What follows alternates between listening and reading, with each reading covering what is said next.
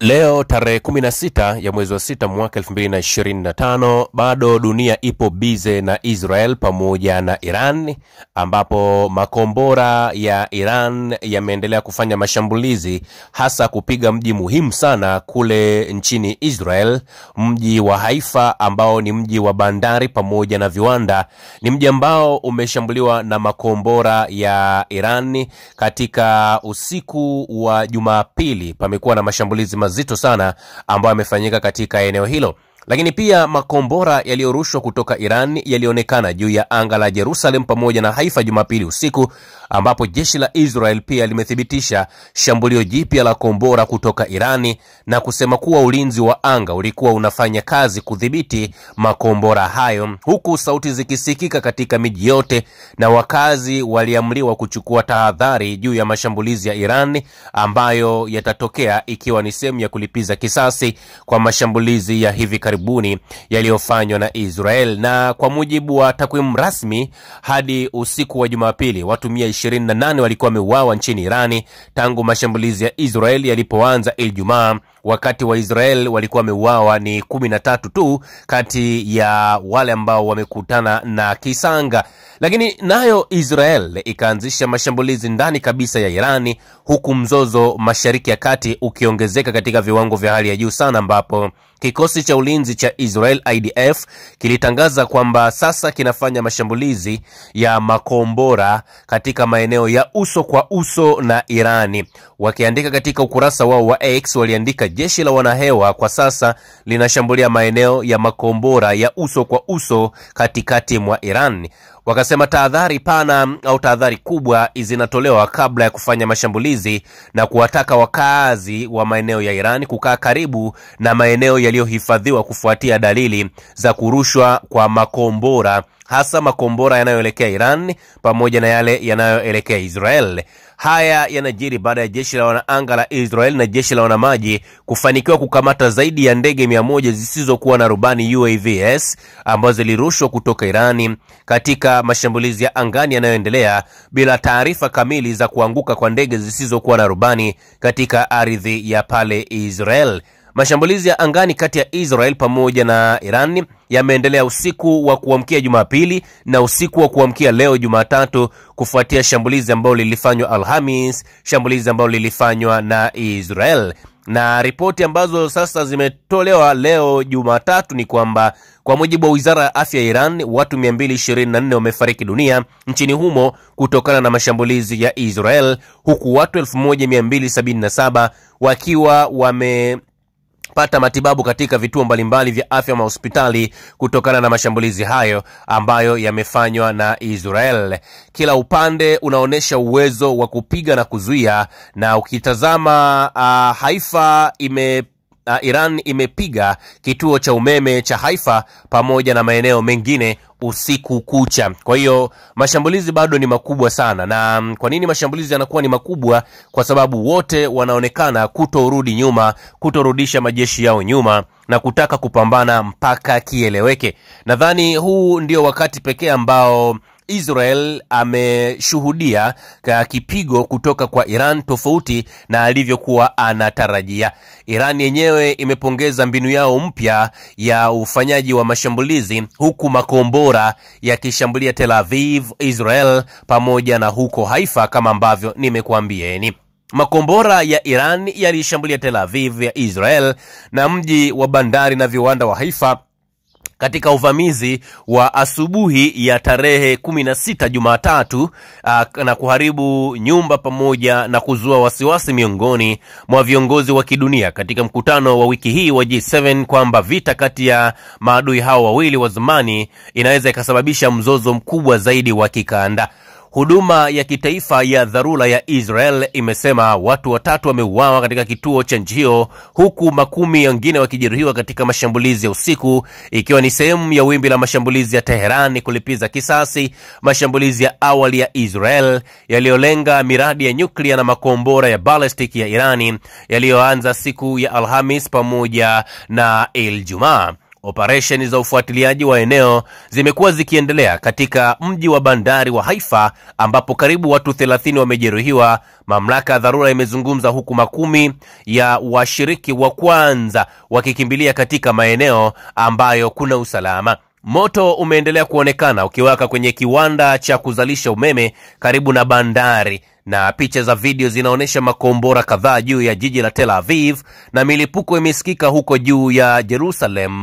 Majengo kadhaa ya makazi katika kitongoji chenye watu wengi cha Tel Aviv yameharibiwa katika shambulizi ambalo limeripua madirisha ya mahoteli pamoja na nyumba nyingine karibu na mita chache sana kutoka kwenye majengo ya ubalozi wa Marekani mjini humo. Kwa maana ya ubalozi wa Marekani na wenyewe pia ulikuwa katika hali ya tahadhari zaidi.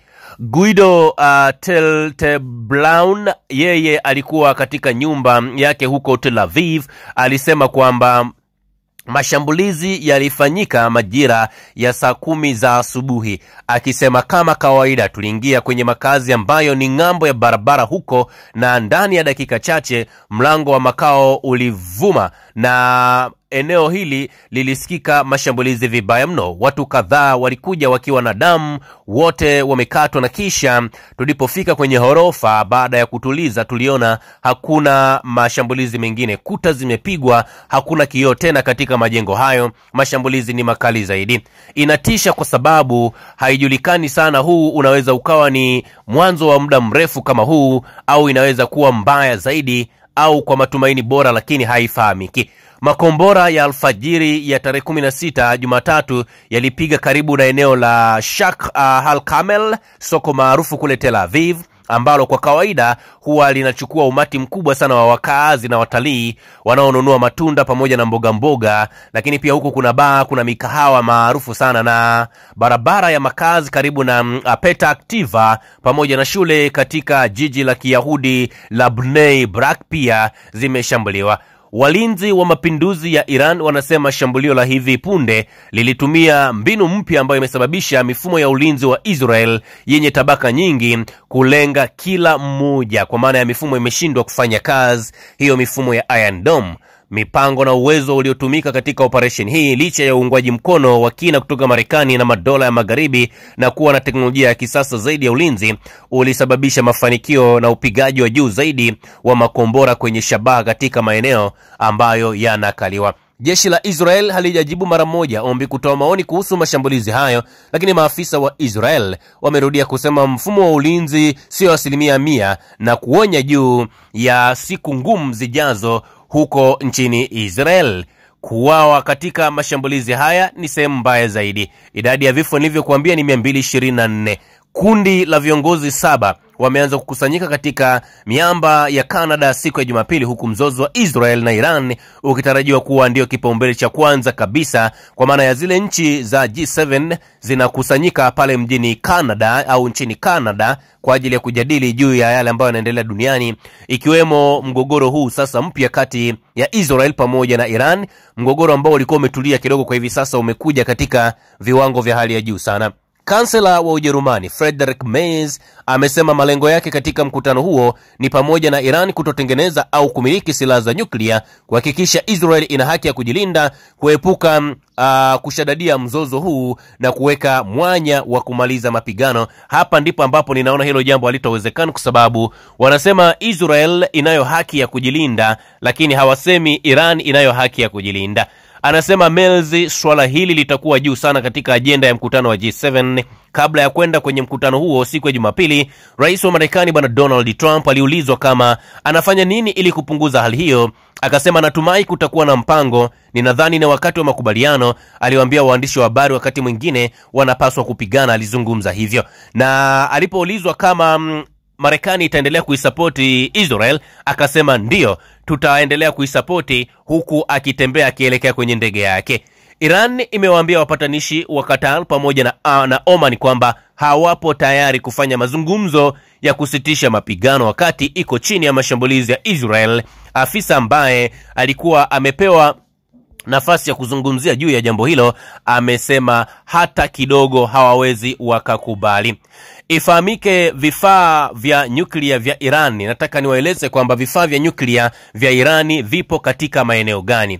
Kwanza, vifaa vya nyuklia vya Iran vipo katika eneo la Fordow, lakini pia eneo hili ni eneo ambalo limechimbwa na lipo juu ya milima. Lakini kinu cha utafiti cha Kondab ambacho pia hiki hakijakamilika, ambacho na chenyewe kipo. Lakini pia eneo jingine ni Natanz, ambalo hili nadhani mnalifahamu sana, ni moja kati ya eneo ambalo linatumika kwa ajili ya urudubishaji, na ni moja kati ya kiwanda kikubwa sana ambacho kipo chini ya ardhi. Lakini pia eneo lingine ni Isfahan, ambapo shughuli mbalimbali za ujenzi katika eneo hilo kuandaa uranium kwa ajili ya kurudubisha pia hilo eneo lipo, kwa maana ya eneo la Isfahan.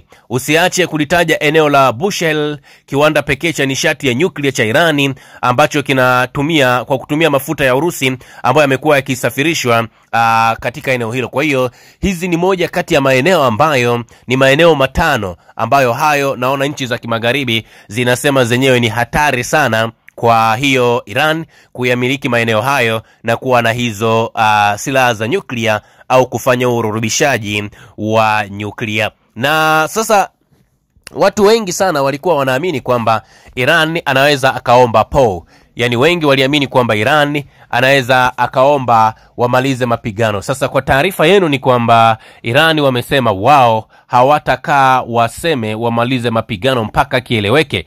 Yani ni vitu vigumu sana, kwa sababu wengine walikuwa naamini kama Iran anaweza akasema mimi naona nimechoka na mapambano haya, sasa nafikiri tumalize. Hapana, wa Iran wao wamesema watapigana mpaka tone la mwisho la damu. Rais wa Marekani bwana Donald Trump ameendelea kuionya Iran, ambapo amepongeza mashambulizi ya Israel huku akikanusha madai ya Irani kwamba Marekani imeshiriki na kuionya Teherani kutoongeza kisasi chake ikijumuisha malengo ya Marekani. Maafisa wawili wa Marekani walizungumza kwamba jeshi la Marekani lilisaidia kudungua makombora ya Iran yaliyokuwa yakielekea pale Israel. Rais wa Marekani amekuwa akisema mara kwa mara Iran inaweza kumaliza vita kwa kukubali kuwekewa vikwazo vikali katika mpango wao wa nyuklia ambao Iran imesema ni kwa malengo ya amani, lakini ambayo nchi za magharibi na shirika la nyuklia la IAEA wanasema inaweza kutumika kutengeneza bomu la atomic. Na mazungumzo ya pili yalitakiwa kufanyika pale Oman siku ya Jumapili tarehe 15 yamegonga mwamba. Kwa hiyo huko sasa hivi tunasubiria tuone nini ambacho kitakuwa na ripoti nyingine mpya zaidi kutokana na mashambulizi ambayo yanaendelea kwenye mataifa hayo. Lakini Israel nafikiri sasa hivi wanajua nini ambacho kinaendelea, na pengine wanajutia sana kile ambacho walikianzisha kule Iran. Usisahau kusubscribe, like na kubonyeza alama ya kengele. Asante.